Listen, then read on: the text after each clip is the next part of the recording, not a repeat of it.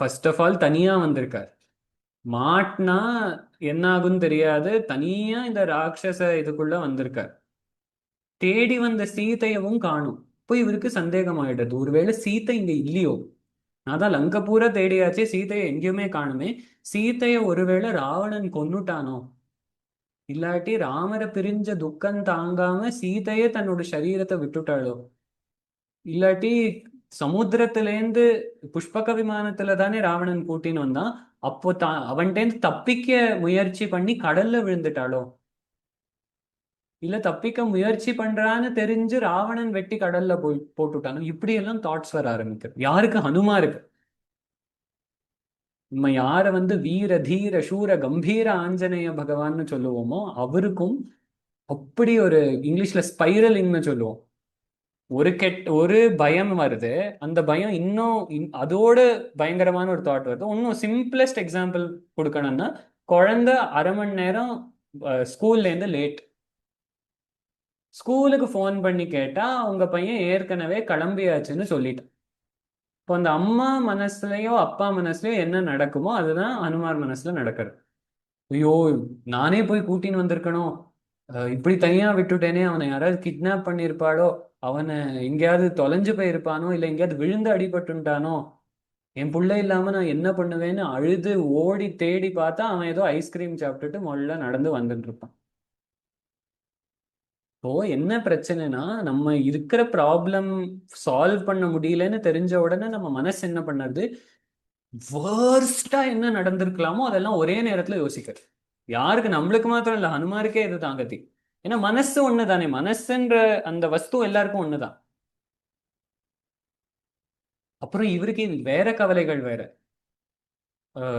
இது இப்போ நான் இதை போய் ராமர்கிட்ட எப்படி சொல்லுவேன்? ராமர்கிட்ட போய் சீதை சரீரத்தை விட்டுட்டா, சீதை இல்லைன்னு சொன்னா அவர் பயந்துட்டு, இதுவும் திருப்பி அந்த ஸ்பைரலிங் பார்க்கலாம். அவர் அந்த துக்கத்துல செத்து போயிடுவார். ராமர் போயிட்டாருன்னா அதை பார்த்து லக்ஷ்மணர் போயிடுவார். லக்ஷ்மணரும் ராமரும் போயிட்டாருன்னு தெரிஞ்சா அதை பார்த்து சுக்ரீவன் போயிடுவான். இவாளெல்லாம் போயிட்டான்னு தெரிஞ்சா அயோத்தியில பரதம் உயிரை விட்டுருவான். அயோத்தியோட ஜனங்கள் எல்லாம் ராஜாவில்லாம அனாதையா போயிடுவா. சுக்ரீவன் போனதுனால கிஷ்கிந்தாவோட பிரஜைகள் எல்லாம் ராஜாவில்லாம அனாதையா போயிடுவா. இது எல்லாத்துக்கும் காரணம் நான் ஆயிடுவேன். அதனால நான் என்ன பண்றேன், போகாமையே இங்கே இருந்துடுறேன், இங்கே உண்ணாவிரதம் இருந்து செத்து போயிடுறேன், இல்ல நானே கடல்ல குதிச்சுடுறேன். இப்படி எல்லாம் தாட்ஸ் வருது. ஆனா அந்த ஆஞ்சநேயரோட காம்பீரியம், புத்தி பலம் யசோ தைரியம் நிர்பயத்துவம் அரோகதாம் அஜாட்யம் வாக்படுத்வஞ்ச ஹனுமத் ஸ்மரணாத் பவேதுன்னு சொல்றோம். புத்தி அவருக்கு பூஜை பண்ணதுனாலே நல்ல புத்தி, நல்ல பலம், நல்ல யசஸ், பேரு, தைரியம், அஜாட்யம், ஒரு சோம்பேறித்தனம் இல்லாம ஒரு நல்ல ஆக்டிவா சுறுசுறுப்பா இருக்கிறது, வாக்படுத்வஞ்ச நிர்பயத்துவம் பயம் இல்லாம இருக்கிறது. தைரியம்னு சொல்லியாச்சு, ஆனா திருப்பி நிர்பயத்துவம்னு சொல்ற. தைரியமா இருக்கிறது, பயம் இல்லாம இருக்கிறது, ரோகங்கள் இல்லாம இருக்கிறது. இவ்வளோ இருக்கிற அனுகுமாருக்கே எப்படி பயம் வந்ததுன்னா, யாருக்கும் பயம் வராம இருக்காது. அந்த பயத்தை நம்ம எப்படி தாங்கிக்கிறோன்றதுல தான் இருக்கு. அந்த பயம் வரும்போது மனசுல பயம் வரும், கவலை வரும், துக்கம் வரும், எல்லாம் வரும். அது வரும்போது அதனால நம்ம உடஞ்சு உக்காடுறோமா, இல்ல அந்த சந்தர்ப்பத்துல ஏந்து நின்று அதை தாண்டி குதிக்கிறோமான்றதுல தான் இருக்கு. அப்போதான் ஹனுமாரே சொல்றார், அனிர்வேத ஸ்ரீயோ மூலம் அனிர்வேத பரம் சுகம் அனிர்வேதோ ஹி சததம் சர்வார்த்தேஷு பிரவர்த்தகா. அனிர்வேதம் அதாவது பயப்படாம இருக்கிறது, துக்கப்படாம இருக்கிறது, தைரியமா இருக்கிறது. என்ன பிரச்சனை வந்தாலும் அந்த பிரச்சனையா நானா பார்த்துடலாம், நான் ஒரு கை பார்த்துடுறேன், அந்த பிரச்சனை என்னை என்னதான் பண்ணிடும், நான் ஒரு கை பார்த்துடுறேன்ற ஒரு தைரியம். இது முரட்டுத்தனம் இல்ல. இதனால ஒரு கை பார்த்துடுறேன்னு முரட்டுத்தனமா வெளியில போய் எதையோ பண்ணது முட்டாள்தனம். உள்ளுக்குள்ள அந்த தைரியம் இருக்கு, என்னதான் ஆயிடுறது பார்த்துடலாம். ஆனா வெளியில லாஜிக்கலா காமா என்ன பண்ணணுமோ அதை பண்றோம். உள்ளுக்குள்ள குண்டு தைரியம், வெளியில அப்படி ஒரு நிம்மதி. அனிர்வேத ஸ்ரீயோ மூலம், இந்த தைரியம் தான், தைரியம் இருக்கிறவாளுக்கு தான் லக்ஷ்மி கட்டாட்சம் இருக்குமா. இந்த தைரியம் இருக்கிறவாளுக்கு தான் அந்த பரம சுகம் உண்டாகுமா. இந்த தைரியம் இருக்கிறவா தான் என்ன காரியத்தை கூட எடுத்து சாதிக்க முடியுமா வாழ. போய் இந்த தைரியத்தை வர வச்சுக்க பாக்குறாரு, ஆனாலும் முடியறது இல்லை. திருப்பி மனசு விழுந்து போயிடுது. ஏன்னா ஃபர்ஸ்ட் ஸ்டேஜ் வந்து நம்ம ப்ராப்ளம் இருக்குன்னு ரெக்கக்னைஸ் பண்றோம். அப்புறம் என்ன ஆகுது, நம்மளுக்கு நம்மளே சமாதானம் சொல்லிக்க ட்ரை பண்றோம். ஆனா அந்த பலம் போறது இல்லை. இப்ப நம்மளுக்கு இருக்கிற 95% ப்ராப்ளம்ஸுக்கு சொல்யூஷன் நம்மளுக்கே தெரியும். ஆனா அதை நம்மளே சொல்லிப்போம், இது பண்ணிட்டா சரியாயிடுமே, அது பண்ணிட்டா சரியாயிடுமே, நம்மளே சமாதானப்படுத்திக்க நம்ம ட்ரை பண்ணாலும் அது முடியாது. அதே மாதிரி ஹனுமார் தன்னை சமாதானப்படுத்திக்க ட்ரை பண்ணாலும் அது நடக்கல. அப்போ அதான் ஞாபகம் வருது, தன்னோட பலத்தினால இதை சரி பண்ண முடியாது, தன்னோட சுவாமியோட பலத்தினால தான் இதை சரி பண்ண முடியும். அப்போ தன்னோட சுவாமியை நினைச்சுக்கிறார்.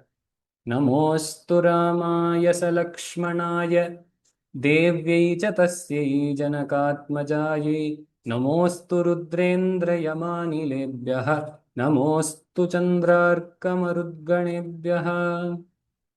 ராமருக்கு ஒரு நமஸ்காரம், அவர் கூடியே கைங்கரியம் பண்ணிட்டு இருக்கிற தம்பி லக்ஷ்மணருக்கு ஒரு நமஸ்காரம், தான் தேடி வந்த அந்த சீதா தேவி தேவ்யைச்ச தஸ்யை ஜனகாத்மஜாயே. ஒருத்தர் சொல்லுவார், எந்த அம்பாள தேவி மகாத்மியம் நமஸ்தஸ்யை நமஸ்தஸ்யை நமஸ்தஸ்யை நமோ நமஹான்னு ஒரு ஒரு இதுக்கும் மூணு மூணு வாட்டி சொல்லித்தோம்.